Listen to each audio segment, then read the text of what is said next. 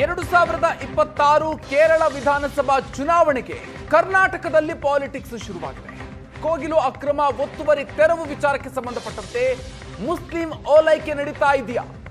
CM Pinarayi tweet ಮಾಡ್ತಾ ಇದ್ದಂತೆ Congress high command ಎಚ್ಚೆತ್ತುಕೊಂಡಿದೆ. ಅಕ್ರಮ ನಿವಾಸಿಗಳಿಗೆ ಪುನರ್ವಸತಿ ಕಲ್ಪಿಸುವಂತೆ ಎಐಸಿಸಿ ತಾಕೀತು ಮಾಡಿದೆ. ಸರ್ಕಾರಿ ಭೂಮಿ ಒತ್ತುವರಿ ಮಾಡಿದವರಿಗೆ ಸರ್ಕಾರದಿಂದಲೇ ಮನೆಯನ್ನ ನೀಡುವಂತಹ ಕಾರ್ಯಕ್ಕೆ ಮುಂದಾಗಿದೆ. ಕೇರಳ ಲಾಬಿಗೆ ಮಣಿದು ಅಕ್ರಮ ವಾಸಿಗಳಿಗೆ ಅಪಾರ್ಟ್ಮೆಂಟ್ ಕೊಡೋದಕ್ಕೆ ಸರ್ಕಾರ ಮುಂದಾಯ್ತಾ? ಹಾಗಾದ್ರೆ ಕೋಗಿಲು ಅಕ್ರಮ ನಿವಾಸಿಗಳ ವಿಷಯದಲ್ಲಿ ಸರ್ಕಾರ ಸೂಪರ್ ಫಾಸ್ಟ್ ಆಗಿ ವರ್ಕ್ ಮಾಡ್ತಾ ಇದೆ. ಒಂದ್ ಕಡೆಯಲ್ಲಿ ಕೊಡಗು ಚಿಕ್ಕಮಗಳೂರು ಸಂತ್ರಸ್ತರು ಗೋಳಿಡ್ತಾ ಇದ್ದಾರೆ. ಅದ್ಯಾವುದನ್ನು ಕೇಳದಂತ ಸರ್ಕಾರ ಇನ್ನೂ ಕೂಡ ತಗಡಿನ ಶೆಡ್ನಲ್ಲೇ ಅಲ್ಲಿನ ಜನರು ರಾಜ್ಯದ ಸಂತ್ರಸ್ತರು ದಿನ ದೂಡ್ತಾ ಇದ್ದಾರೆ. ಅದ್ಯಾವುದು ಕೂಡ ಸರ್ಕಾರಕ್ಕೆ ಲೆಕ್ಕಕ್ಕಿಲ್ಲ. ಕಾಂಗ್ರೆಸ್ ಸರ್ಕಾರದ ನಡೆಗೆ ಈಗ ರಾಜ್ಯ ಬಿಜೆಪಿ ನಾಯಕರು ಸಿಡಿದೆದ್ದಿದ್ದಾರೆ. ವೇಣುಗೋಪಾಲ್ರಿಂದ ಬೆದರಿಕೆ ಆಗ್ತಿದೆ ಅಂತ ಹೇಳಿ, ಬೆದರಿಕೆ ಒಡ್ಡಲಾಗಿದೆ ಅಂತ ಹೇಳಿ ಬಿಜೆಪಿ ರಾಜ್ಯಾಧ್ಯಕ್ಷ ವಿಜಯೇಂದ್ರ ಕಿಡಿಕಾರಿದ್ದಾರೆ.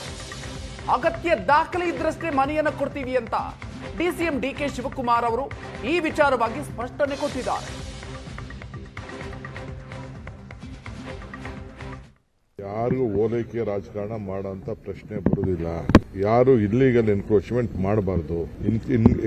ಇಲ್ಲಿಗಲ್ ಎನ್ಕ್ರೋಚ್ಮೆಂಟ್ ಮಾಡಿದವ್ರಿಗೆ ನಾವೇನು ಗಿಫ್ಟ್ ಕೊಡಕ್ಕೆ ನಾವು ರೆಡಿ ಇಲ್ಲ. ಅವ್ರ ಮೇಲೆ ಯಾರು ಮಾಡಿದ್ದಾರೆ ಅವ್ರ ಮೇಲೆ ಕಾನೂನು ರೀತಿ ಕ್ರಮ ಕೈಗೊಳ್ತೀವಿ. ಜಿನೈನ್ ವೋಟರ್ ಲಿಸ್ಟು ಮತ್ತೊಂದು ಡಾಕ್ಯುಮೆಂಟ್ಸ್ ಎಲ್ಲ ಕರೆಕ್ಟಾಗಿ ಇತ್ತು ಅಂತಂದ್ರೆ ಕೆಲವರಿಗೆ ರಿಹಾಬಿಲಿಟ್ ಮಾಡೋಂಥ ಕೆಲಸ ನಾವು ಮಾಡ್ತೀವಿ.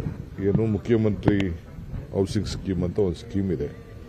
ಅದರಲ್ಲಿ ಅಕಸ್ಮಾತ್ ಎಲಿಜಿಬಲ್ ಇತ್ತು ಅಂತಂದ್ರೆ ಜಿನೈನ್ ವೋಟರ್ ಲಿಸ್ಟು ಮತ್ತೊಂದು ಡಾಕ್ಯುಮೆಂಟ್ಸ್ ಎಲ್ಲ ಕರೆಕ್ಟಾಗಿ ಇತ್ತು ಅಂತಂದ್ರೆ ಕೆಲವರಿಗೆ ರಿಹಾಬಿಲಿಟ್ ಮಾಡೋಂಥ ಕೆಲಸ ನಾವು ಮಾಡ್ತೀವಿ.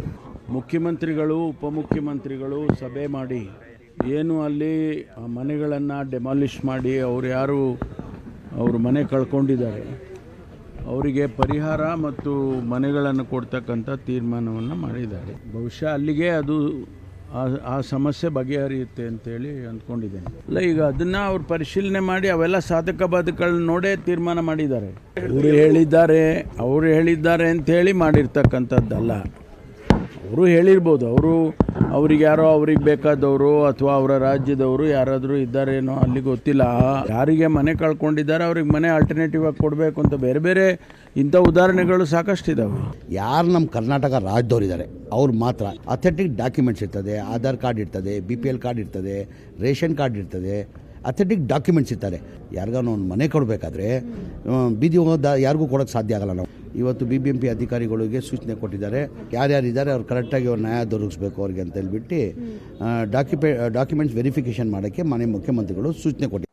ಬೆಂಗಳೂರಿನ ಕೋಗಿಲು ಬಡಾವಣೆಯಲ್ಲಿ ಏನು ಅಕ್ರಮ ವಲಸಿಗರು ಬಂದು ನೆಲೆಸಿದ್ರು, ಇದ್ರ ಬಗ್ಗೆ ರಾಜ್ಯ ಸರ್ಕಾರ ಕಾನೂನಿನ ವಿರುದ್ಧವಾಗಿರುವಂಥದ್ದು ಅಂತೇಳಿ ಮನೆಗಳನ್ನು ನೆಲಕ್ಕೆ ಉಳಿಸುವಂಥ ಕೆಲಸವನ್ನು ಈ ಕಾಂಗ್ರೆಸ್ ಸರ್ಕಾರ ಮಾಡಿತ್ತು.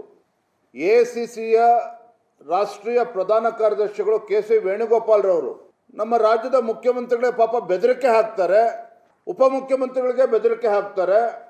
ಒಂದು ರೀತಿ ಅತಂತ್ರ ಸ್ಥಿತಿಯಲ್ಲಿ ಮುಖ್ಯಮಂತ್ರಿಗಳು ಇದ್ದಾರೆ, ಅತಂತ್ರ ಸ್ಥಿತಿಯಲ್ಲಿ ರಾಜ್ಯದ ಉಪಮುಖ್ಯಮಂತ್ರಿಗಳು DK ಶಿವಕುಮಾರ್ ಅವರು ಕೂಡ ಇದ್ದಾರೆ.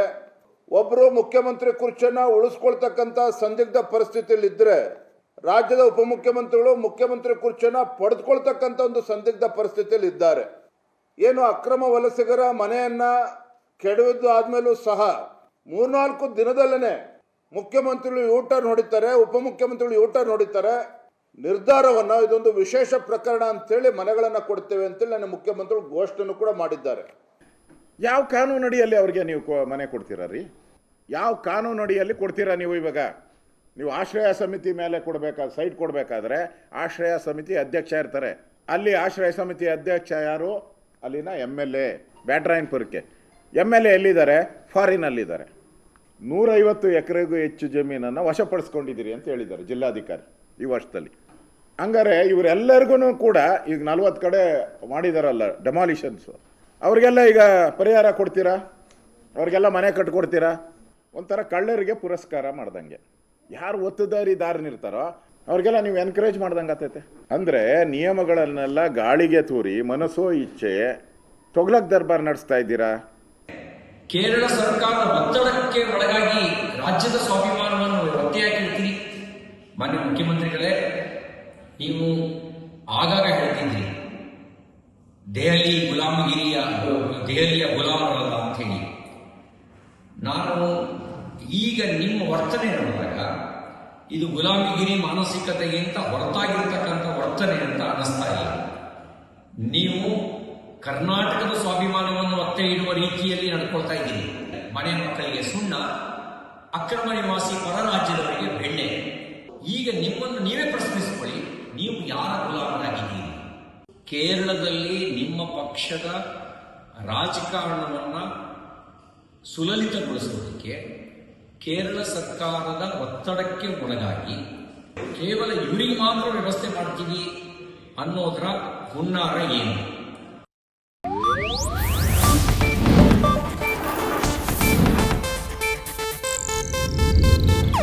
ಇದು ಏಷ್ಯಾನೆಟ್ ನ್ಯೂಸ್ ನೆಟ್ವರ್ಕ್ ಪ್ರಸ್ತುತಿ.